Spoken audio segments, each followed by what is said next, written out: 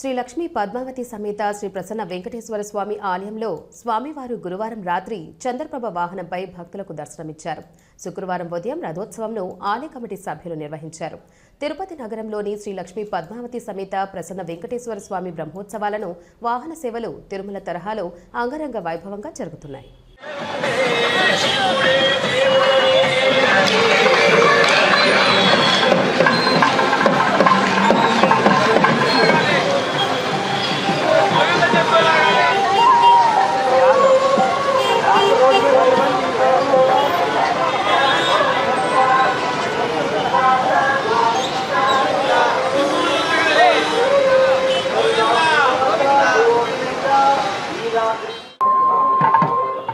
ఓం నమో వెంకటేశాయ. శ్రీ లక్ష్మీ పద్మావతి సమేత శ్రీ ప్రసన్న వెంకటేశ్వర ఆలయం నందు ఈరోజు ఆరో రోజున చంద్రప్రభ వాహనం ఇప్పుడు ఊరేగింపుగా వస్తుంది. భక్తులు నీరాజనం సమర్పించే స్వామివారికి దివ్య ఆశీస్సులు పొందాలని తీర్థప్రసాదాలు తీసుకోవాల్సిందిగా కోరుకుంటున్నాం. అలాగే రేపు ఉదయం రథోత్సవం సందర్భంగా ఉదయం 8 గంటలకు రథోత్సవం ఉంటుంది.